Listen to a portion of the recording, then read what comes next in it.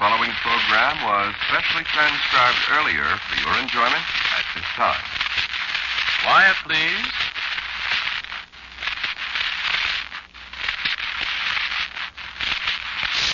Quiet, please.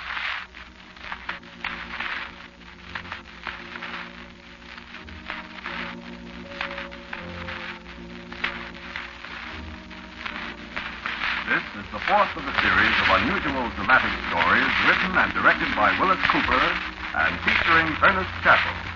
Today's story is called Thetickettaker.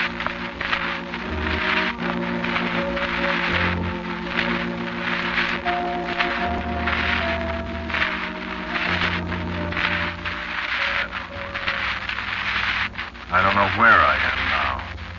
I've been wandering around for so long, I don't know where I am, all by myself. Nobody seems to know me at all. Only thing I know for sure is one of these days I'll run into him, and then it'll all be over. I keep listening for him. Every place I go, I keep listening for that jingling, the shuffling footsteps, and that whining voice. And I know I won't be ready for him when I do hear him. You know, you're never ready for the guy with the bad news. And he is bad news. I thought I heard something knocking at the door. Did you hear it? Listen. Wait a minute, I have to be sure.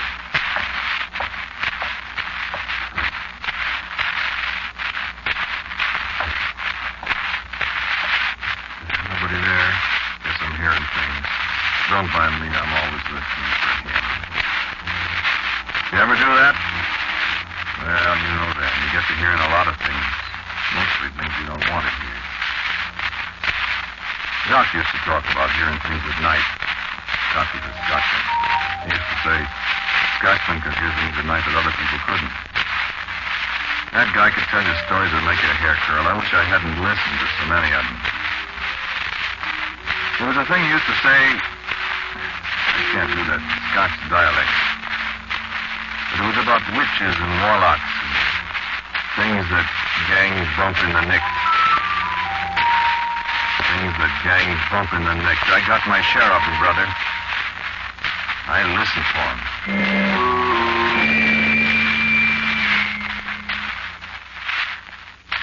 Jock and Ruby and me. Sitting in that room in that house on Taylor Street in Chicago. Sitting there all day long with the window shades down and $22,418 there on the table. Sitting there all night long with one of us always awake with a rifle, leaning against the windowsill. I'd wake up at 2 o'clock in the morning. There'd be Ruby counting the money again. And the little red glow that came in the window from the neon light in the saloon across the street.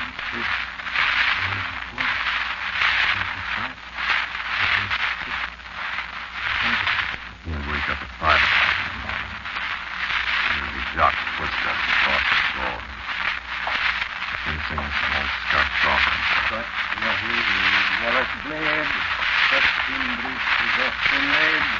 Welcome to your Shut up, will you? Oh, did I wake you up early? I'm sorry, I wasn't thinking. Did you get me sleep in? Slept for a while.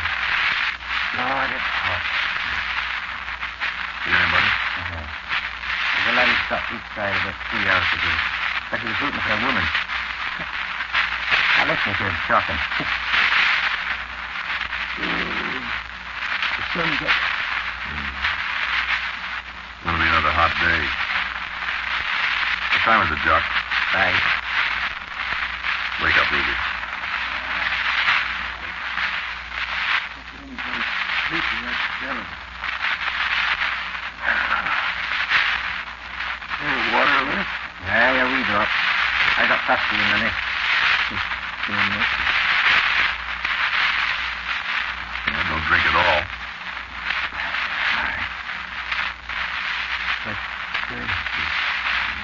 Friday. Here's the water.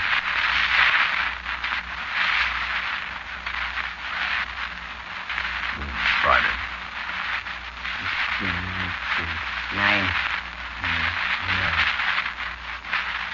downstairs, Ruby, and see if the old lady's got the coffee ready. Aye, and tell her to get the papers. Yeah, have her get the papers, too. Won't be out yet. Tell her to get them. Oh, I want to get out of here. Oh, certainly all. Maybe this will be the day. Don't get carried away. When I leave, I want to leave for good.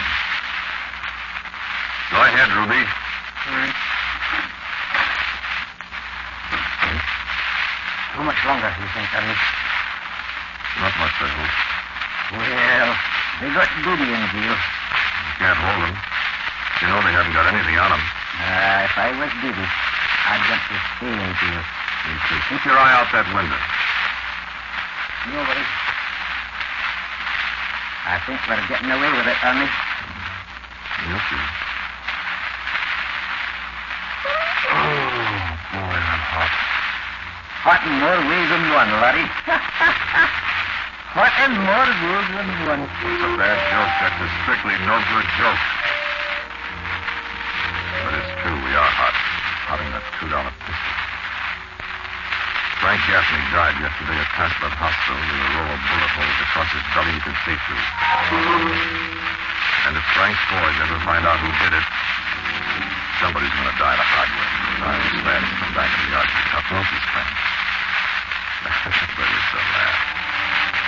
Everybody knows Dee Brandish was Frank's worst enemy. Dee shot off his mouth a lot of times about making Undertaker bait out of Frank. Dee oughtn't to drink so much. So what happens? Frank gets a roll of 45 caliber kisses across his front porch, and boom, everybody's hollering for Dee.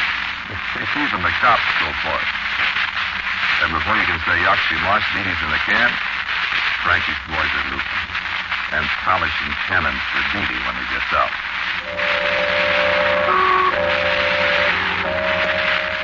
Oh, yes, he'll get out. Oh, yes. Nobody can prove anything except he was Frank's worst enemy. And that's bad, especially when nobody saw Frank get embroidered. And all the time we're sitting in this room on Taylor Street with the shades down, and nobody knows we're in town. And we've got $22,418 on the table. All we gotta do is wait. Wait till the cops toss Dee out. Wait till the Lugans from back of the yard catch up with Dee and give him that old Chicago farewell. We didn't even know Frank Gaffney. Old lady that sells flowers with the big fat finger on them for us. Funny how flowers and lot killings get mixed up together in Chicago, ain't it? Remember Dee O'Banion? Had that flower shop across from Holy Lane? They mowed him down among the sweet peas a long time ago. And here's Frank Gaffney got flowers from Dee's old shop. Anyway, you see, it's a sweet deal if we can hold out till Dee gets paid off for something he didn't do. The Rubens will be satisfied, and they'll put the artillery away and figure it's a deal. And Ruby and Doc and me will take a very, very fine powder for that $22,418, and everybody will be happy. The guys that paid us for the job, the cops, Frankie's mom, and us, we'll be happy. He could turn us into a banana. The door busted open. Hey, I got this.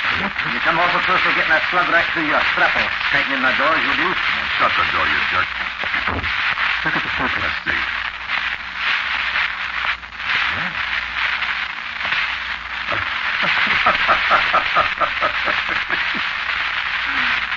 Goodbye, Dee. Yes, let me see. Knocked him off half hour after the cops came in. Running and Boone and Avenue. There's a long way from one, not even pictures of him. Gaffney lads are everywhere, Rudy. They're all back here in the noodle. What? Their job's done. They're finishing up a good next week. When do we get out of here, Ian? Any minute. Today? You wait another couple of days. Just to be on the safe side. I can take it here. I have to get for 9 days on you, Ruby. One more day will help you. Just right, Ruby. We don't want to take any chances we don't have to. I want to get out of here. Shut up and let us read the papers. We'll be out soon enough. Maybe we could put the window curtain up now. No. You're clean, Jack. Well, the clean men were well over here, Ruby. What's happening in India? Yes, we'll count the money again, Ruby.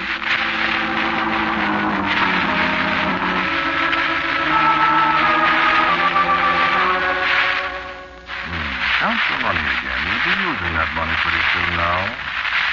Pretty soon it won't be just pieces of colored paper. It'll be money again. Money to turn into grapes and good times. Count the money, Ruby.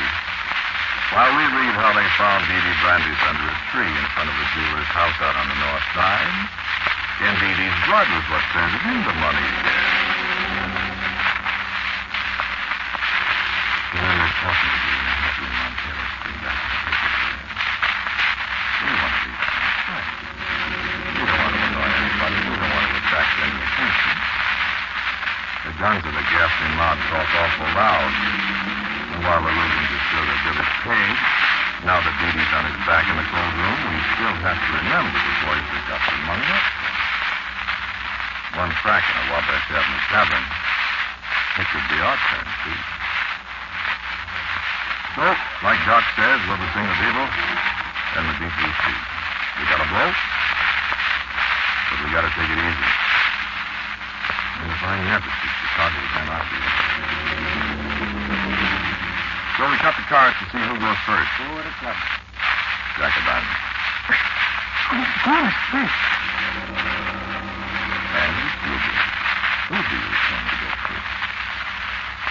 Jock and I look at each other, and Ruby doesn't see us. Ruby can go first. Ruby can be the eager beaver. Ruby can be the beast. Hmm? Well, I don't mind waiting another day or two. If Ruby makes the grade, all right. If he doesn't, oh, you see what I mean. He doesn't need her.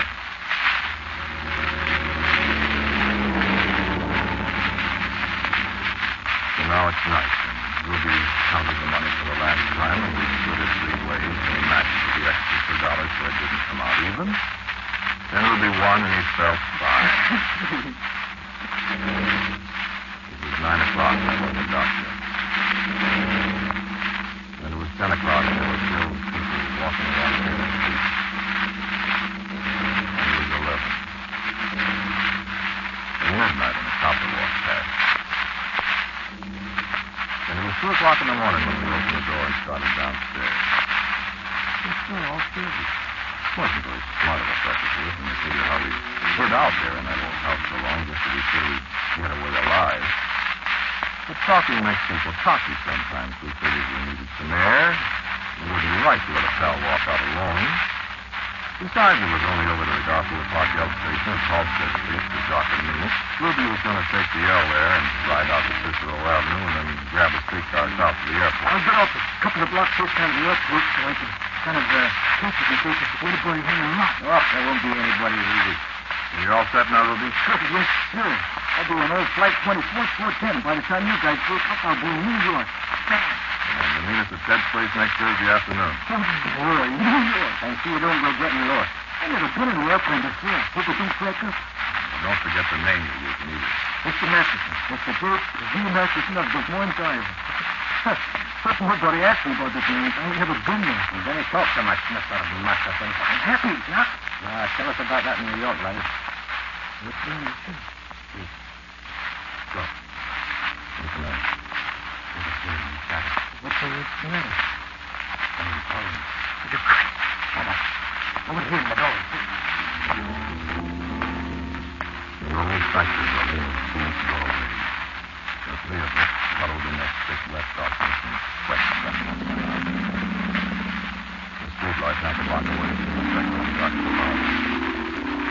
The only sound in the thick, sticky night was the lonesome whistle of a lake leg, crying for the missing Everglades 3 miles away. And then we heard a sound. There was something coming. Right out of the shadows it came. And now I can never forget the sound of his shuffling footsteps and the jingle of the stuff he carried. A harmless old man in a broken cap and a long overcoat that trailed the ground. Chicago weather in midsummer, and a heavy overcoat buttoned to his scrawny neck. padding along in the heat and the darkness. 3 of us hiding from him in the doorway. We felt like thieves. We waited for him to pass. He didn't pass us. Straight to the shadowy doorway the old man came. I was sure he couldn't see us in the dark. Those vacant eyes he turned toward us were sharper than I thought. I thought, too, that I felt a breath of cold air as he stopped, wagging his ancient head from side to side. I thought, too, of the warlocks and witches and the things that go bump in the night that Jock was always talking about. The old man whined at us. One of you gentlemen going on the elevator. How did he know that? I know one of you gentlemen going on the elevator. Who was he? How did he know? Was he? What do you want, old man? You're not the one going on the elevator, sir. Here, old man. Here's a porter. Now, wash him and go to your bed. I can't, sir. I've got work to do. This isn't the gentleman either. He was looking at me, ignoring the 2 bits that Jock held out. You're the gentleman. I'll have your ticket, if you please, sir. Ticket what? Your ticket, please. I haven't got any ticket, old man. You don't buy tickets in the elevator. You've got a ticket, sir. You have to have a ticket. Listen, old man, I tell you, I didn't get Ruby. Here comes a train. There won't be another for an hour. Okay, so long, guy. I'll have to have your ticket, sir. Ticket, old man. You haven't got a ticket. What are you, nuts? You've got a ticket, sir. Look in your pockets. I have to have your ticket. Get out of the way. In the right-hand pocket, sir. Tell you, That's it, sir. Thank you very much. Now I'll just punch it for you so it's all right. You can go now, sir. Get a quick, Ruby. We'll take care of the old fool. Good luck, sir. Look, I don't know where that ticket came from. Easy, you'll miss the train. Oh, okay. I'll see you Thursday. So long.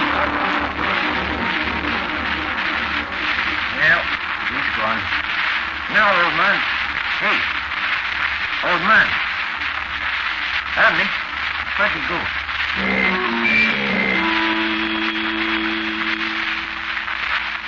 There wasn't any old man. Jock and I stood there on the deserted street all by ourselves with the roar of the L train easing away westward in the early morning with Ruby on his way home. There wasn't anybody there but the 2 of us. Well, there was a bakery wagon 2 blocks down the street. There was a girl coming down the steps of the elevated station. And the L train banging its way westward blocks away. That's all. I noticed the way Jock glanced at me when we passed under the streetlight on the way home. I was looking at him the same way. We didn't say a word to each other all the way back to Taylor Street. I guess we were both thinking the same thing. Maybe Ruby was going to be the guy. Maybe that old guy was one of the Gaffney mob. Maybe they hadn't been satisfied knocking off Dee. How did that old guy know one of us was going someplace on the elevator? How did he know which was the right one? We stalled quite a while before we went up to the room. I'm not yellow, and neither is Doc. But neither one of us wanted to be the first one to go in the room. We finally went in. We crawled down the hallway on our hands and knees. I reached up in the dark and unlocked the door. And we stayed down on the floor so as not to make a good target. We didn't need to go through all that routine. There wasn't anybody in the room.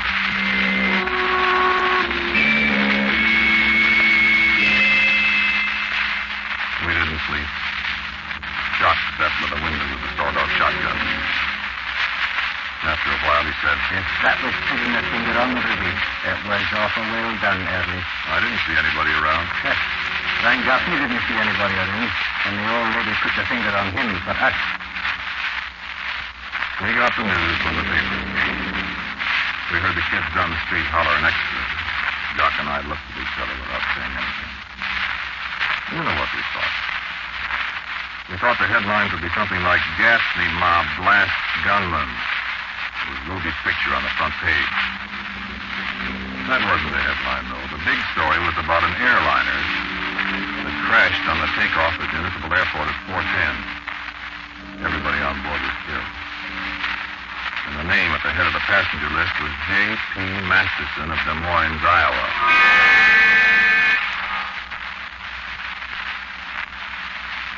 hear somebody walking? Listen a minute. I guess it wasn't. Then I got the neighbors know I'm all alone after everything that's happened. I hear things all the time. Well, sure I'm alone. No, Jock's it. Didn't I tell you about Jock? I was talking about Ruby and the plane thing. Look, about Jock. Jock and I decided the old Thetickettaker wasn't one of the guys. It couldn't be. How could a crazy old man have anything to do with an airplane crash? It ain't possible, is it? Well, it wasn't. Well, what was that ticket that Ruby had?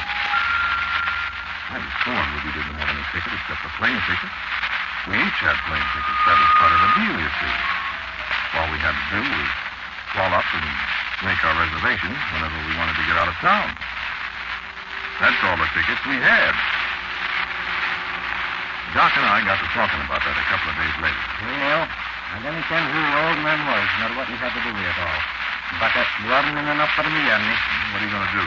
Look, Larry, the plane ticket didn't cost me anything, you see. And regardless of whether the old ticket man had anything to do with it, I'm not going to ride on no airplane for nobody. Yes, but what are you... I'm going to take a bus to New York. Bus, John? Okay, bus. I'll pay myself a $3. It was only a minute.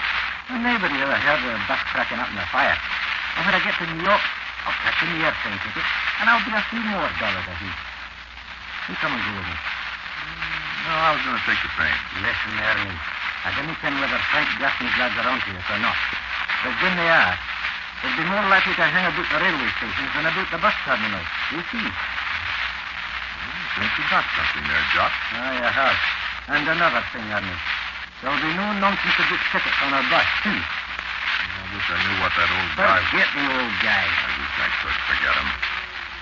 I wish I could forget him right now. I had all I want of him.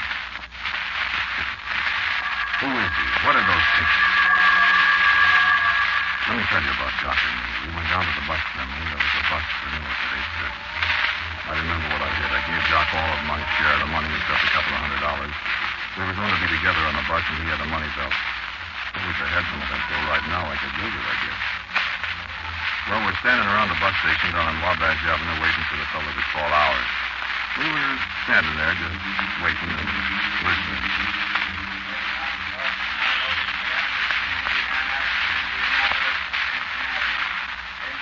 And all of a sudden, it was one of those silences. And I heard something.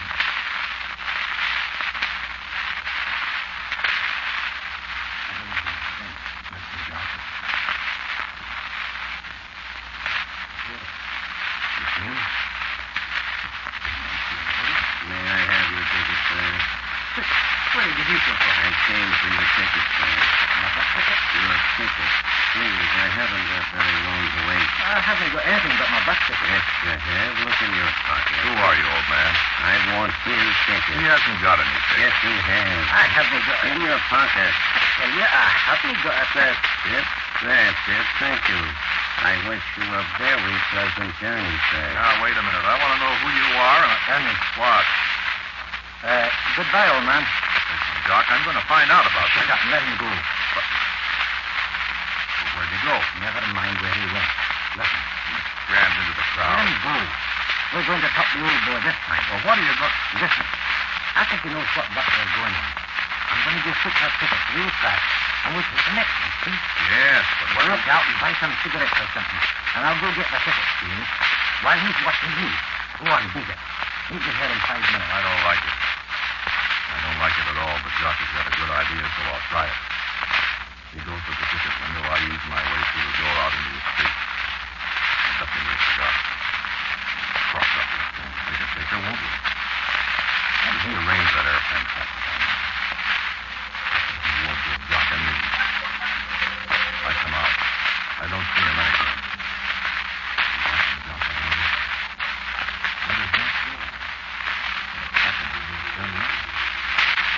Jock. Jock, where'd you go? Just silly to yell that way. Where did you come from? I was watching your friend. Where is he? He's gone. What? He's gone, friend. Did he run out on me with all that money? Oh, no. Well, where is he? You wouldn't want to see him now, friend. He had an accident. He had what? He fell in front of the bus over there. I'm afraid he's dead.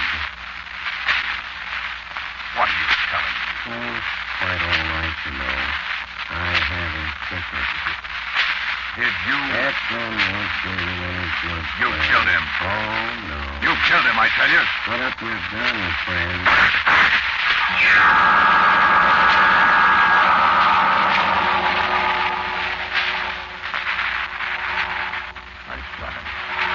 I shot him right through the chest twice. I was 6 inches away from him, and I couldn't miss. I couldn't miss at that distance, could I? I figured if he was one of the ghastly mob, he'd get me anyway, so I was going to go out with a bang. Right through the chest, I shot him.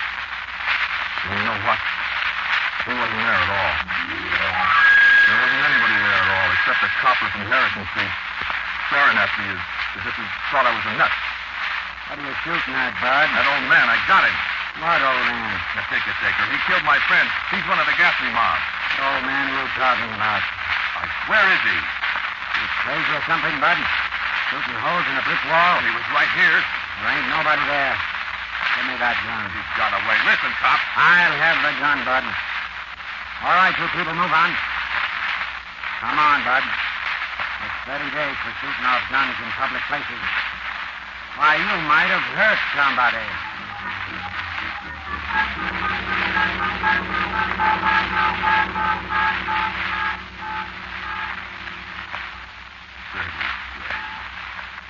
And they laughed when they left me out. Am I crazy? I don't know. I keep hearing things. I know he was there when I shot, but... I do.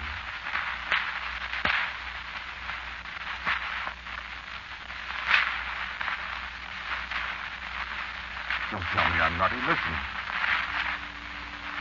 Listen, it's him. It's him. You hear him? That's the Thetickettaker.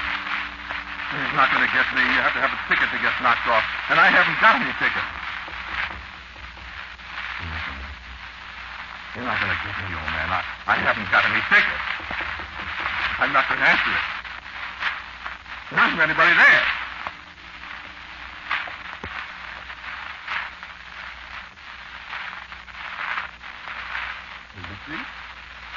You see? There wasn't anybody there. There isn't any Thetickettaker. I've been dreaming things. All the time I've been dreaming. What's that under the door?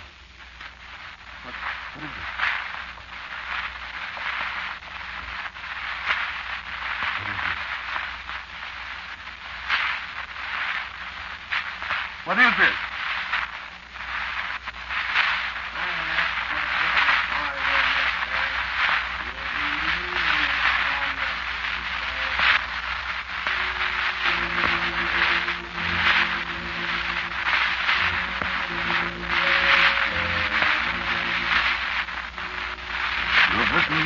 Quiet Please. It was written and directed by Willis Cooper. The man who spoke to you was Ernest Chappell. First Lloyd Buster was the Thetickettaker. The others were Lon Clark, H.A. Gruber, Nathan Lally, who was Doc, and the policeman, Rock Lawson. Music is composed and played by George Rossi. The preceding program was especially transcribed earlier for your enjoyment at this time. Quiet Please will no longer be heard at this time. In its place, Mutual will again bring you The Count of Monte Cristo. Be sure and listen next week over most of these same Mutual stations when The Count of Monte Cristo returns to the air. This is the Mutual Broadcasting System.